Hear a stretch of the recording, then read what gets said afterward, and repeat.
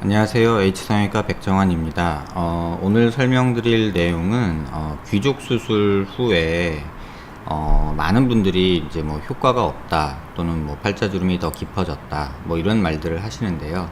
저번 포스팅에서도 여러 번 말씀을 드렸는데 오늘은 많이 귀족 수술 시행 시에 많이 사용하는 실리콘 보형물과 고어텍스 보형물이 실제로 삽입된 경우에서 어떤 모습으로 또 남아 있는지 또 어떤 부작용들이 있는지에 대해서 좀 동영상으로 설명드리고자 합니다. 이 환자분은 고어텍스로 귀족 수술을 시행받으신 분인데요. 지금 왼쪽에서 보시는 이 부위가 지금 이렇게 네모나게 되어 있는 이 부위가 뼈 침식이 약간 일어난 모습입니다. 이쪽에도 보면은 뼈 침식이 조금 일어나 있고 이런 가골들이라고 해서 보형물 주변으로 이렇게 뼈가 조금 자라난 모습도 관찰이 됩니다. 뼈 침식이라는 것은 압력에 의해서 뼈가 주저앉는 현상이고요. 그러면 압력에 의해서 주저앉으면서 약간 그 가 쪽으로는 모서리 쪽으로는 약간 이렇게 가골이라고 해서 약간 튀어나오는 이러한 뼈를 형성하게 됩니다. 여기 보시는 이런 것들이 가골인데요. 이런 것들이요.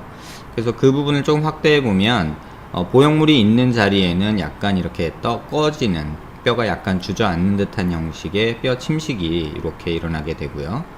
그 다음에 그 주변으로 이런 가골들이 이렇게 형성이 되게 됩니다. 고어텍스의 경우는 이렇게 음영을 조절을 해봐도 그 보형물의 형태가 정확하게 나타나지 않는데요. 이쪽은 이렇게 조금 나타나는데 반해서 이쪽은 나타나기 전에 약간 노이즈가 껴서 보형물의 형태를 정확하게 CT상에서 일반적인 이제 개인 의원에 있는 홈빔 CT로는 확인이 불가능한 단점이 있습니다. 그래서 이런 경우에는 사실은 이런 섹션보다는 이렇게 자른 모습에서 보시면요.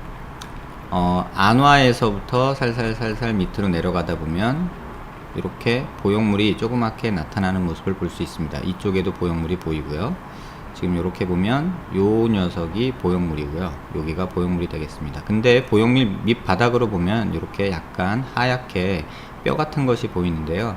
이거는 이제 보형물 주변으로 조직이 자라 들어가면서 일부 뼈가 형성되기도 하는 모습을 관찰할 수 있습니다. 이거는 이따 사진에서 제가 다시 한번 말씀드릴 텐데요.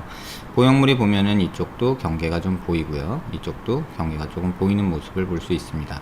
하지만 왼쪽과 오른쪽이 약간 다르게 삽입된 모습이 이 모습에서도 관찰이 되고요. 앞서 말씀드렸던 3차원 이미지 상에서도 이렇게 보형물의 모습이 조금은 좌우측이 다른 이런 형태를 보이게 됩니다. 수술 중에 봤던 보형물의 모습인데요. 이쪽 왼쪽은 이쪽이거든요. 왼쪽은 이렇게 니은자 모양으로 보형물이 삽입이 되어 있고 이쪽 뼈 경계 부위까지 이렇게 보형물이 된 모습이 삽입된 모습이 보이고요.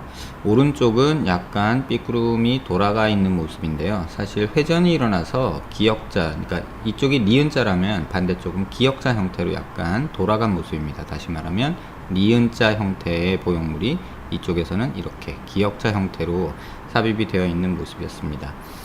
제거한 모습인데요. 실제로 삽입된 것도 좌측에서는 이쪽이 좌측인데요. 좌측에서는 이런 모습으로 삽입이 되어 있고 우측에서는 약간 이렇게 회전이 일어나서 밑으로 조금 돌아서 이런 형태로 삽입이 된 모습입니다. 또 요 부위, 보형물의 요 부위가 약간 이 피리폼 어퍼처 안쪽으로 이렇게 비강 쪽으로 조금 더 밀고 들어온 이런 모습이 관찰이 됩니다. 높이는 대략 요 정도 되고요. 고어텍스 제거한 후의 모습입니다.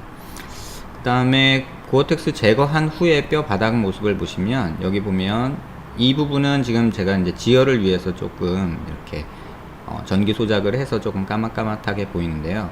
이쪽은 조직이 자라나오면서 이쪽에서 블리딩이, 그러니까 피가 좀 질질질질 하고 나오게 됩니다. 그래서 지혈을 하기 위해서 이렇게 전기 소작을 했고요. 이쪽 부분도 보시면 이렇게 뼈가 침식이 되면서 좀 가라앉은 모습이 이쪽에서 관찰이 되고요. 이쪽도 역시 초점이 조금 안 맞았지만 이렇게 침식이 일어나서 주저앉은 모습이 관찰이 됩니다. 그래서 이 환자 같은 경우에 보형물이 이렇게 들어있는데 실제로 이렇게 보시면 여기 뼈 침식된 모습이 관찰이 되고요. 또 이쪽 부분에서도 뼈 침식된 모습이 관찰이 됩니다. 이 경우는 이제 고어텍스를 삽입한 경우의 예였고요. 이제 다음에 설명드릴 내용은 실리콘의 예인데요. 실리콘의 경우에는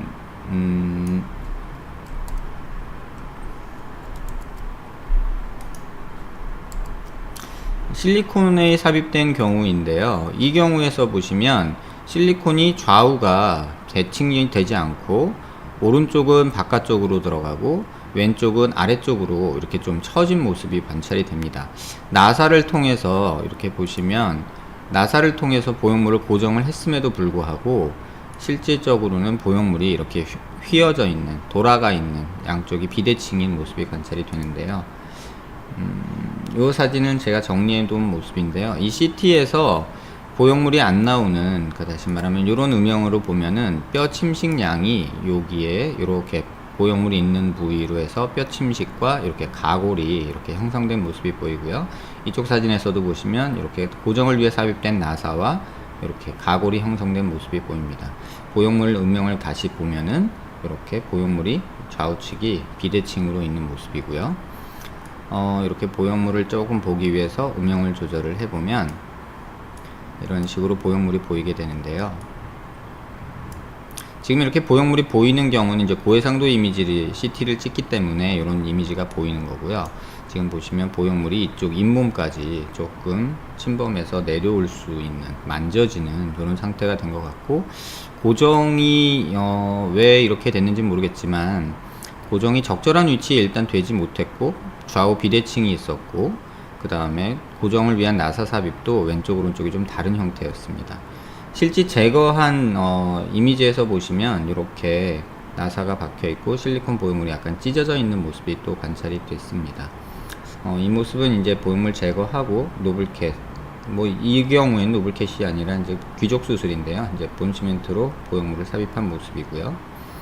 옆에서 봐도 이렇게 뼈 침식된 모습이 관찰이 되고요. 보형물이 이렇게 있는 라인 따라서 이렇게 뼈 침식이 약간 있는 모습이 관찰되고, 이건 삽입된 본시멘트 보형물이 삽입된 모습입니다. 이쪽도 보면은 이쪽 잇몸 아래쪽까지 이렇게 보형물이 있는 데 주변으로 해서 이 치아 뿌리 가까이까지 이렇게 침식이 일어나서 보형물 형태가 이렇게 보이는 모습이고요. 보시면은 이 치아 뿌리가 여기 있는데 거의 가까이 있기 때문에 이 경우에 있어서는 그냥 둘 경우에는 행여나 확실하진 않지만 이렇게 치아 뿌리에 손상을 줄 수도 있지 않을까 생각이 됐고요. 보형물 삽입된 모습입니다. 이런 환자들이 종종 관찰이 됩니다. 보형물이 이렇게 대칭적으로 있지 못하고 이렇게 계속 삐뚤어진 모습으로 있게 되는 모습을 많이 보는데요. 고정을 했음에도 불구하고 이런 일이 벌어지는 것을 보면 어떤 보형물의 형태나 어떤 그런 것이 중요한 것이지, 고정을 어떻게 하느냐, 어떻게 삽입하느냐는 좀 이런 보형물의 이동이나 이탈에 큰 영향을 주지 않는 것 같습니다. 그래서 보면 이 환자분 고어텍스의 경우에서도 대칭성을 이루는 경우는 실질적으로 제가 3D CT를 사용한 지 거의 한 7년 정도 돼 가는데요. 원내에서 3D CT 촬영을 해보면 귀족 수술을 하신 분들의 경우에 있어서 굉장히 많은 경우에 있어서 대칭이 이루지 못하고 비대칭으로 또는 회전이나 변이가 일어나서 보형물이 이탈한 경우를 많이 보게 됩니다. 그래서 앞서 설명드린 대로 정확한 고정이 되기가 사실은 힘들고, 또 나사 고정을 한다고 해서 완전히 안심할 수도 없고, 고정을 통해서 정확한 위치를 확보하려면 결국 나사 하나로도 부족하고, 나사 2개 정도는 삽입을 해서 돌지 않도록, 회전하지 않고 변이되지 않도록 고정을 해줘야 되는데, 현실적으로 귀족 수술을 하면서 나사 고정을 하는 경우도 드물거니와 또 이걸 2개를 사용하는 경우는 더욱 드문 것 같습니다. 그래서 귀족 수술 후에 많은 분들이 말씀하시는 부작용, 팔자주름이 없애려고 수술을 했는데 없어지기는커녕 더 깊어졌다, 또는 이물감이 심하다, 잇몸에서 만져진다, 또는 뚫고 나온다, 또는 이가 시리다, 이런 증상들, 부작용으로 대표되는 이런 증상들이 이러한 보형물의 이탈과 변이와 회전에 의해서 이루어지는 것이 아닌가 생각해 보게 됩니다.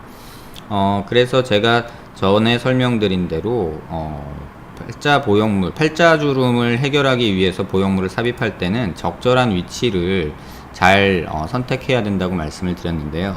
지금 이 환자분은 수술 전이고요. 그러니까 귀족 수술, 그러니까 노블캣 수술을 했는데 노블캣 수술하기 전에 음영이고요. 환자의 영상, 3D 영상에서 이렇게 높낮이 차를 이렇게 같은 높이를 같은 선으로 표현하는 이런 방식을 통해서 그 돌출 정도를 파악하는 사진입니다.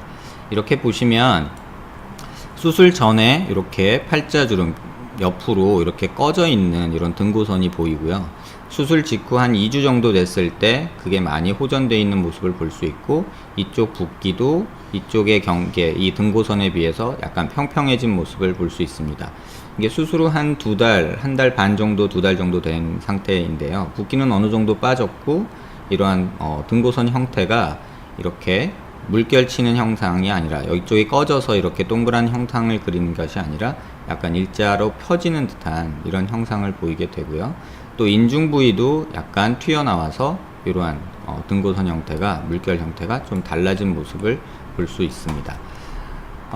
이렇게 반대쪽도 보시면요, 이쪽도 꺼져 있는 모습이 보이지만 이렇게 물결 모습이 이렇게 등고선 모양이 좀 일자로 바뀐 모습을 볼 수 있고요. 수술 후 한 두세 달이 지났을 때도, 한두 달 지났을 때도 보면은 이런 모습이 유지되는 모습을 볼 수 있습니다.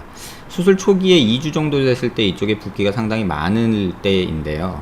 이때도 이쪽은 좀 등고선 형태가 좀 다른데 그래도 부어 있어서 이쪽이 좀 좋아진 부분도 있고요. 근데 수술 후에 보시면 이 붓기가, 이 등고선 모양이 약간 변화되는 모습을 볼 수 있습니다. 다시 말하면 이렇게 오목하게 돼 있던 모습이 약간은 일자로 펴지는 모습을 볼 수 있습니다. 그래서 팔자주름을 형성하는 가장 두꺼운 피부 부위, 이 부위가 보형물로 인해서 어느 정도 좋아지고, 이쪽 붓기가 수술 직후에 더 심해져서 팔자 개선 효과를 못 보지만 시일이 지나면서 이쪽 부분의 붓기가 빠지면 이렇게 전후를 비교해 보시면 2달 정도 된 상태인데요. 이쪽에 콧볼 옆으로 해서 꺼져 있는 모습이 수술 후 2달에서 많이 호전된 모습을 볼 수 있습니다. 귀족 수술이 참 말도 많고 탈도 많은 수술인 듯 합니다. 보형물을 사용해서 간단하게 팔자주름을 없앤다, 또는 이렇게 간편한 수술로 인식이 돼서 많이들 쉽게 생각하고 수술을 하시는데, 또 사용되는 보형물도 실리콘 고어텍스 또는 뭐 자가골을 또 이제 삽입하기도 하고요. 이런 경우들이 있지만 정확한 위치에 삽입되는 것이 가장 중요하고, 또 정확하게 위치에 삽입이 되었다 하더라도 고정이 잘 되어서 효과를 발휘할 수 있는 위치에 보형물이 삽입되는 게 가장 중요하지 않나 생각이 됩니다.